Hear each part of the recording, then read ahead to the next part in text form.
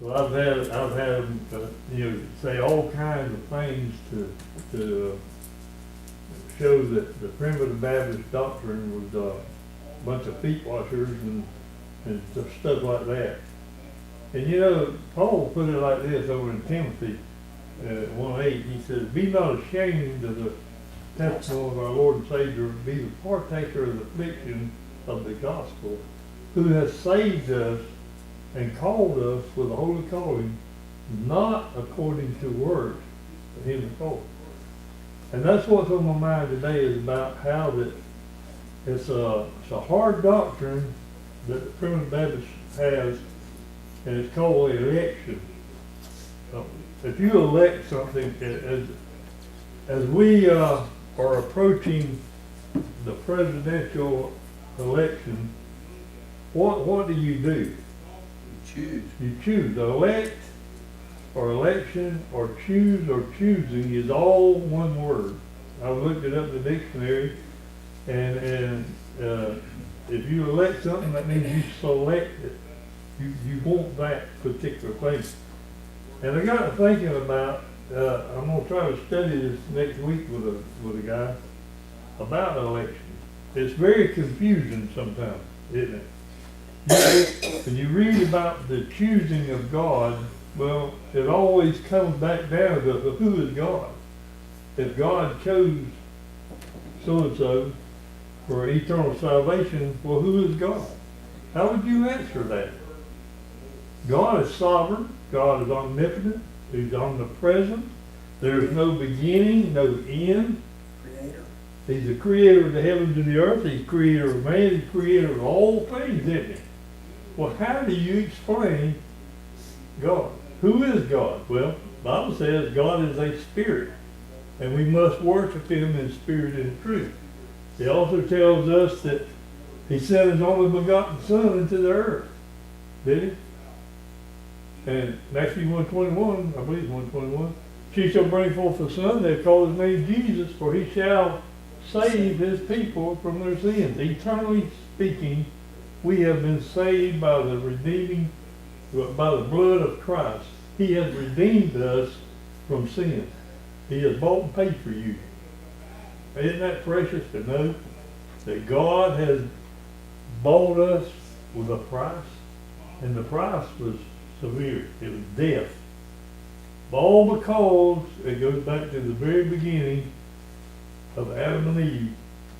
When Adam was and Eve was brought down, there was death there, and we inherited that death.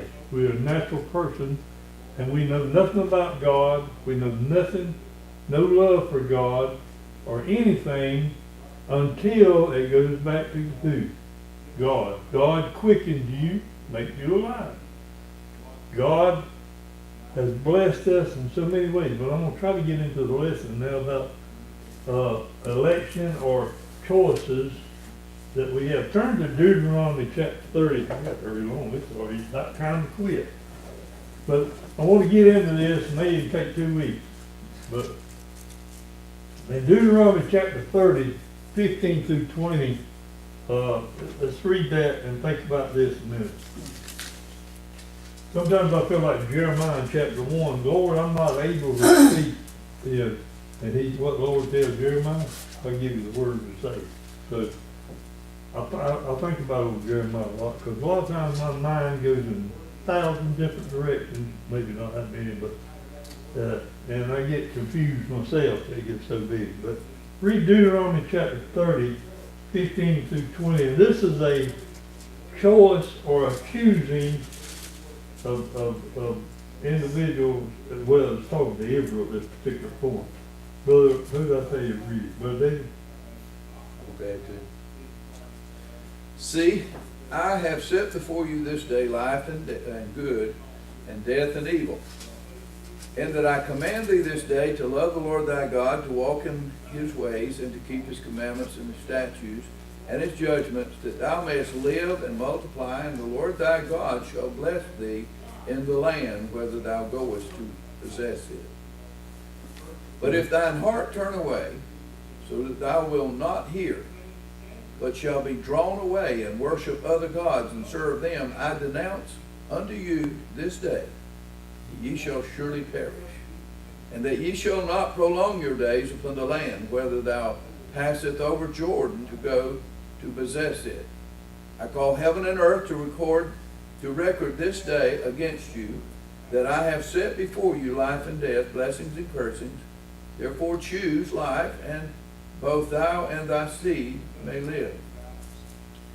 And that thou mayest love the Lord thy God, that thou mayest obey his voice, that thou mayest cleave unto him, for he is thy life, and the length of thy days, that thou mayest dwell in the land which the Lord sware unto thy fathers, to Abraham, to Isaac, and to Jacob, to give them. Okay. You think about this, it says in verse 19, especially, choose life or death, blessing or cursing. So there is a choice put forth there to the Israel people, and it's also put forth to us. But I'm going to go to talk about God's choosing first. This is where we have a problem, trying to explain to people about God choosing. Some people get plumb mad about what I'm fixing to say. But God made a choice. And I want you to listen now in Ephesians chapter 1, starting with verse 4. It says, according as he has chosen us in him before the foundation of the world, without blame before him in love. When was this? Before the world began. Man was not even in the picture here as far as choosing anything. Matter of fact, he wasn't even alive whenever all this took place. Before the foundation of the world, God chose a certain people out of every nation, kindred, tongue, and tribe. And there's nothing going to separate you from that love that they had for us.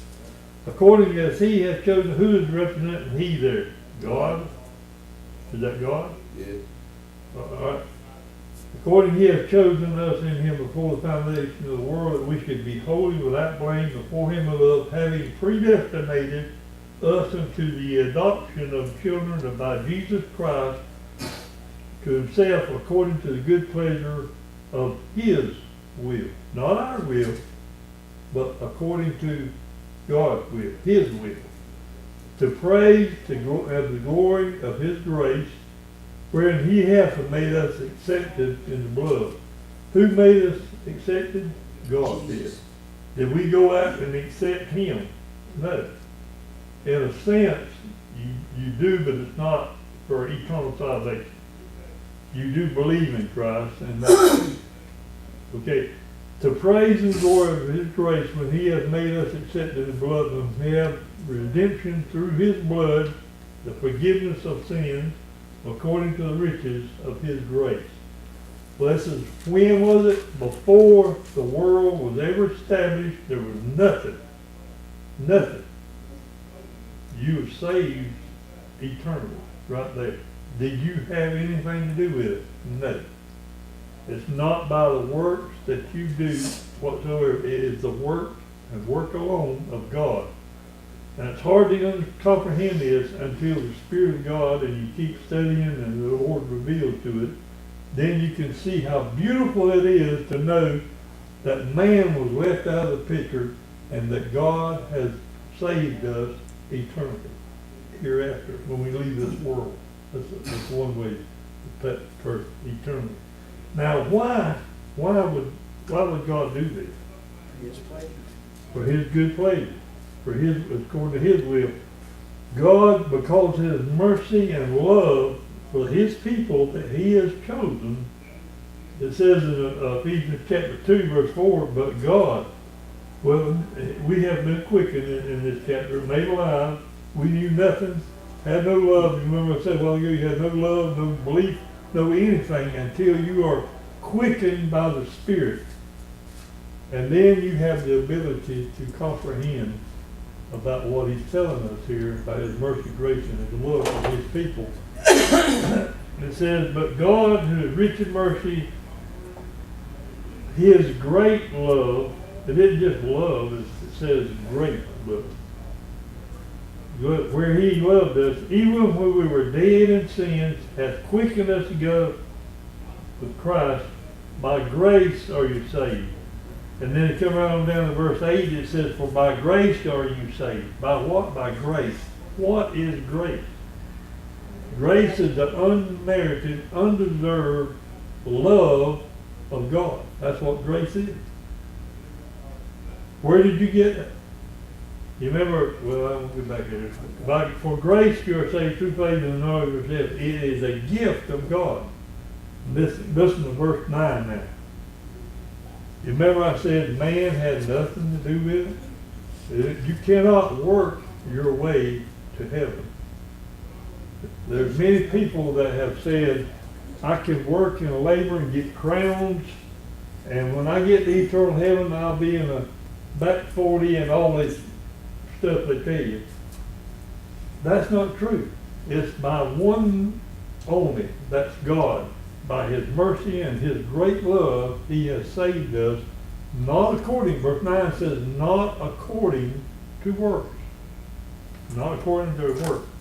These things is both. Come on in. So, when was all this took place? Before the foundation of the world. Why? Because the love and mercy, the great love and mercy of God is what? How did he do it? By his power.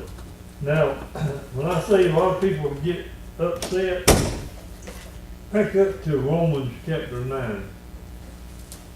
This will have to be a two-part series. I see it right now. In Romans chapter 9, start with really 11, 12, and 13 want to get to.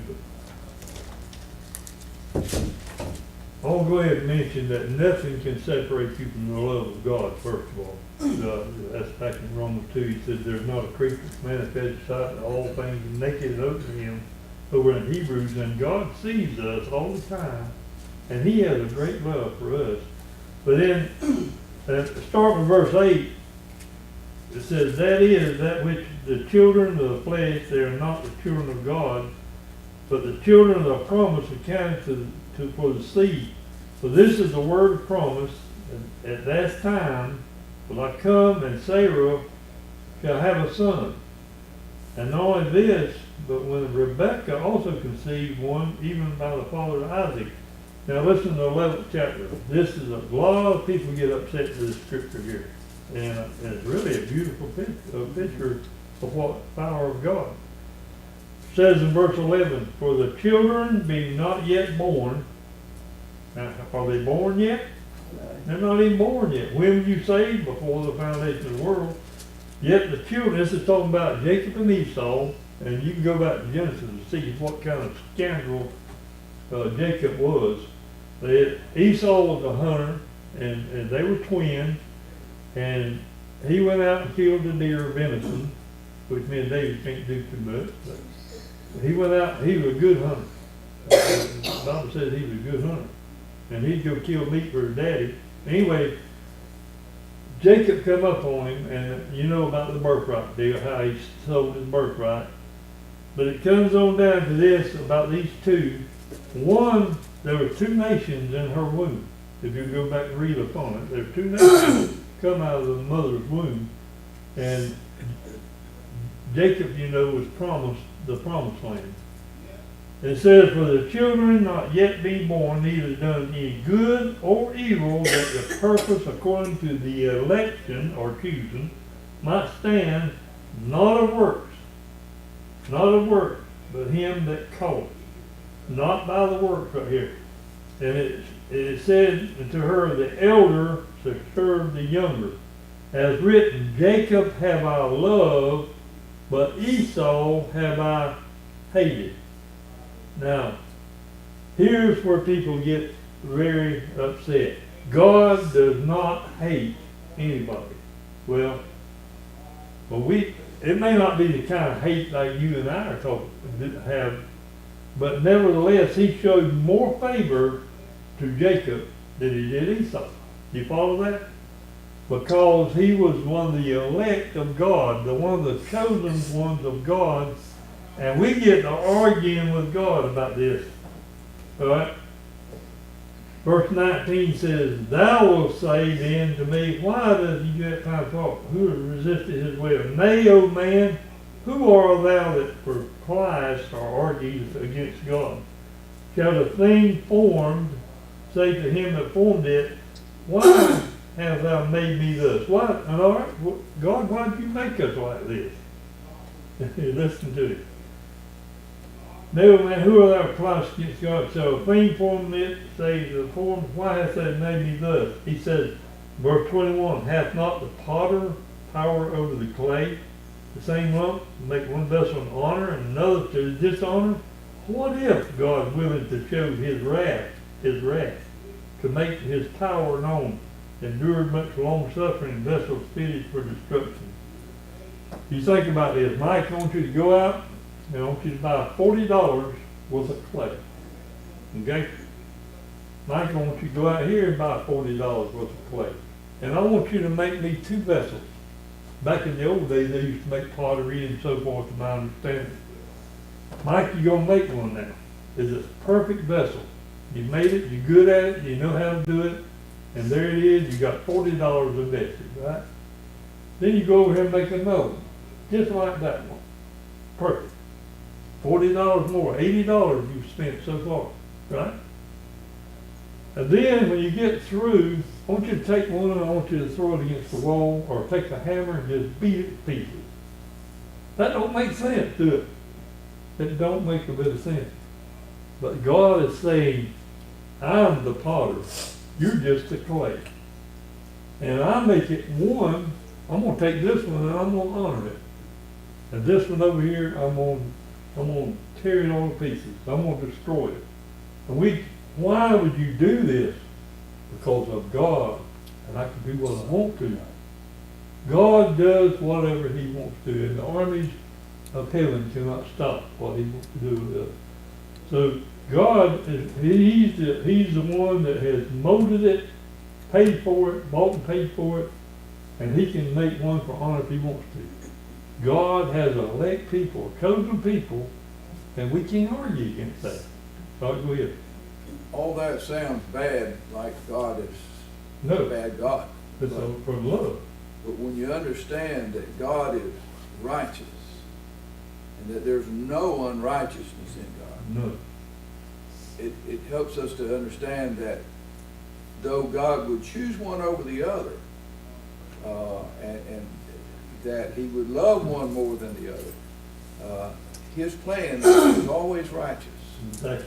And it's not like he's has a criminal mind and he's just trying to When he's a jealous God, he's a righteous with it. He does it according to righteousness. And his love is never ending.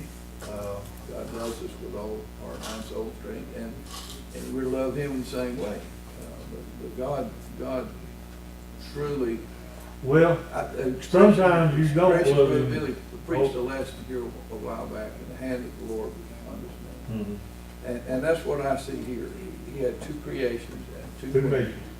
But his hand of blessing, the hand of the Lord was upon Jacob, not on Esau. I mean, that's the only thing. Well, both of them was blessed. It was his right to make the choice. If God, it can boil down, it all goes back to God in everything. Yeah. Everything. Election, predestination, everything.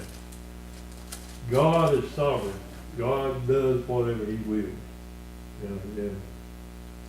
So here we go, and that's in John 15:16, he told the apostles, ye have not chosen me, but I've chosen you. And he told Jeremiah, I've ordained you. And we run behind and go get in the second part. I'll start next week, Lord willing, on the choices of man. Man has a choice. Matter of fact, I'll go ahead and tell you the closing point of it. In Joshua 7, what is it, 7:14? No, Joshua 24, it teaches about, he says, as for me and my house, we're going to serve the Lord. choose you this day whom you gonna serve, whereas me and my house, we're gonna serve the Lord. And that's what we're supposed to be doing. So that's gonna be the end. If I teach this next week, but I want to show you how that God has made a choice. Yeah. And now, we also have a choice. We may look into that later because time is gonna run out, but, keep that in your heart and mind. I don't guarantee it's gonna happen like that, but hopefully it will. Anybody got any comments about, I was just thinking, when you, to think about the power of God, in John chapter 1, it says, in the beginning was the Word, and the Word was with God, and the Word was God. The same was in the beginning with God. All things were made by him, and without him was not anything made that was made. In him was light, and the light was the light of men. and then that 14th verse says he's made flesh. Yeah. God is amazing. If we could just comprehend a little bit, it wouldn't even touch how wonderful he is. You know, you and I are fixing to go. We're gonna go to eternal heaven before long. We all heading that way. We ain't gonna get up and go today, though. We don't understand the fullness of how glorious and they're magnificent God is. And I thank God for eternal heaven. And I thank God that he is both faithful and loving. In the 4th chapter of Daniel, it says, the Most High ruleth in the kingdom of men and giveth it to whomsoever he will. And another verse, verse 35, said, and all the inhabitants of the earth were reputed as nothing, and he doeth according to his will in the army of heaven. I think you quoted that earlier. Yeah. And the inhabitants of the earth, none that say unto him, what doeth thou? Yeah, I was going to use that next week about how that Nebuchadnezzar is in Daniel chapter 4. Nebuchadnezzar, I feel like was a child of God, even though he was brought down and eat grass like an oxen, but his understanding returned unto him, and that's when he made that statement. So God is. We're not going to get into choice with man. It's just stuff like that. It's hard to say all that in a couple of words. But David, you mentioned.